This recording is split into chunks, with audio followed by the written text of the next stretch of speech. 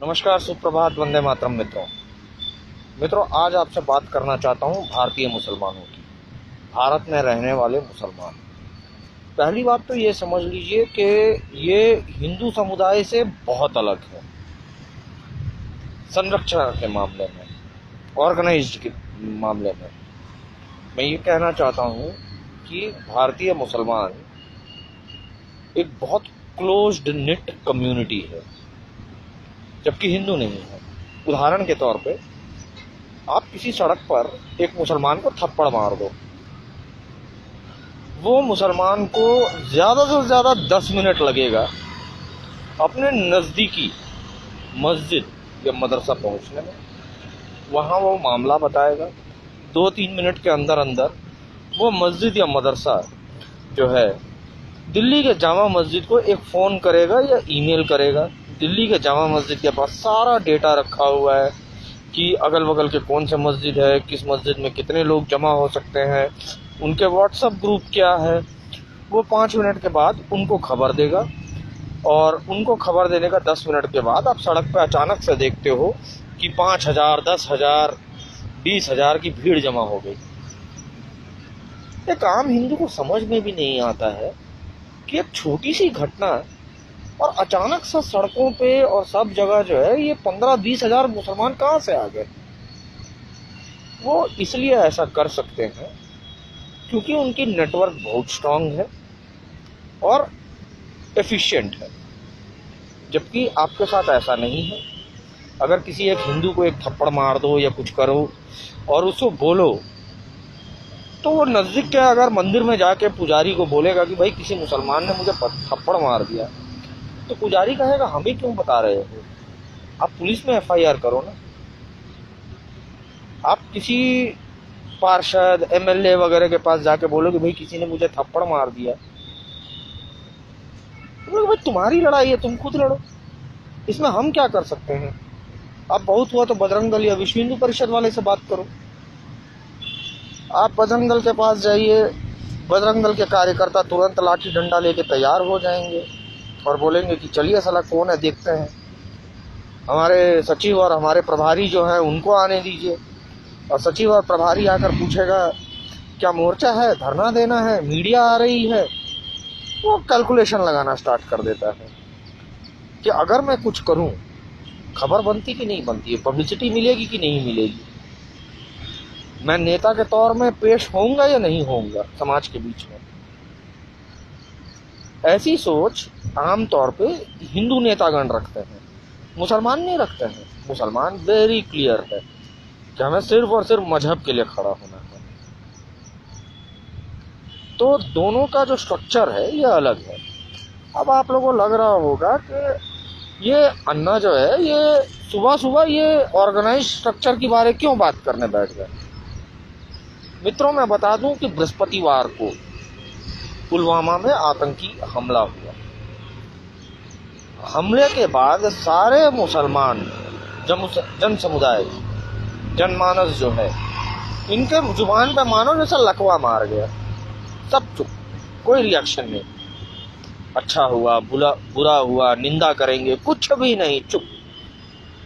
हाँ, राजनेता ठहरे। जो एक ऑफिशियल बयान देना होता है कि हम इस तरह की घटना का घोर निंदा करते हैं, उन्होंने बयान दे दिया। जैसा असदुद्दीन ओवैसी ने तुरंत बयान दिया कि भाई इस तरह की घटनाएं का हम घोर निंदा करते हैं। पर सामान्य जन समुदाय जो है, मुसलमानों को, उन्होंने रिएक्ट नहीं किया। कल उनका जुम्मा था, ये 1 बजे नमाज के लिए पहुंच जाते हैं, जबकि 1:30 बजे से नमाज शुरू होती है। आधा घंटा इनकी तकरीर चलती है, इनको गाइडलाइन दिए जाते हैं। आपको मंदिर का कोई पुजारी बताता नहीं है किसी राजनीतिक विषय में, देश में हो रही घटनाओं पे आपको कैसे रिएक्ट करना है, पर इनके इमाम और मौलाना इन्हें ट्रेनिंग देते हैं, इन्हें बताते हैं कि देश में हो रहे घटनाओं पे आपको कैसा रिएक्शन देना है। और कल 2 बजे के बाद एक बाढ़ सी आ गई निंदा करने के लिए कि हम घोर निंदा करते हैं, कश्मीर में जो कुछ हुआ, पाकिस्तान आतंकवादी है, पाकिस्तान फलाना है, ढिमकाना है। अरे बेशर्मो, किस मुंह से तुम लोग पाकिस्तान को कोस रहे हो। पाकिस्तान का निर्माण के लिए क्या कराची के मुसलमानों ने आंदोलन किया? पाकिस्तान के निर्माण के लिए क्या पेशावर के मुसलमानों ने आंदोलन किया? क्या लाहौर के मुसलमानों ने आंदोलन किया? नहीं, उत्तर प्रदेश के मुसलमानों ने आंदोलन किया। भारत के मुसलमानों ने वोटिंग करवाई कि अलग पाकिस्तान होना चाहिए, और ये लोग 95% के ऊपर इन्होंने वोट किया कि पाकिस्तान अलग देश मिलना चाहिए। और जब मिल गया तो गए नहीं, बोलता कि नहीं, हमको तो भारत से प्यार है, हम नहीं जाएंगे, हम तो यहीं रहेंगे। और बेवकूफ़ ढक्कन हिंदू इस बात को मान भी लिए कि हाँ, ये भारत को प्यार करते हैं, इसीलिए ये लोग नहीं गए। जबकि इनकी मंशा थी कि हम 4 बच्चे पैदा करेंगे, हमारे 4 बच्चे 40 बच्चे पैदा करेंगे, वो 40 बच्चे 800 बच्चा पैदा करेंगे, और हम तुम्हारी देश को कब्जा कर लेंगे। मुसलमान अपने तय लक्ष्य की तरफ बहुत क्लियरली बढ़ रहे हैं, हर कपट का हथकंडा इस्तेमाल करके। सारा कंफ्यूजन हिंदू को है, मुसलमान को बहुत क्लियर है। ऐसे वैसे जैसे तैसे भारत को हड़प जाना है इस्लाम के नाम पे, चाहे दंगे करके, चाहे जनसंख्या जिहाद करके। जनसंख्या जिहाद वो इसलिए कर रहे हैं क्योंकि उनको समझ में आ गया है कि हम सड़क पे लड़कर मारपीट से हिंदुओं से जीत नहीं सकते हैं। खासकर अभी की जो हिंदू पीढ़ी है, इससे तो हम बिल्कुल नहीं जीत पाएंगे, बिल्कुल भी नहीं जीत पाएंगे। ये मुसलमानों को बहुत क्लियर हो चुका है। गुजरात 2002 में हिंदुओं ने दिखा दी कि तुम 56 तीर्थ यात्रियों को मारो, तो इस्लामी जिहाद की औकात दिखा दी हिंदुओं ने। तो मुसलमान को बहुत क्लियर है कि हम लड़के नहीं पा सकते हैं, हम वोट के बल पे मताधिकार से भारत को हड़प लेंगे। जितने वोटर पैदा करना है करो।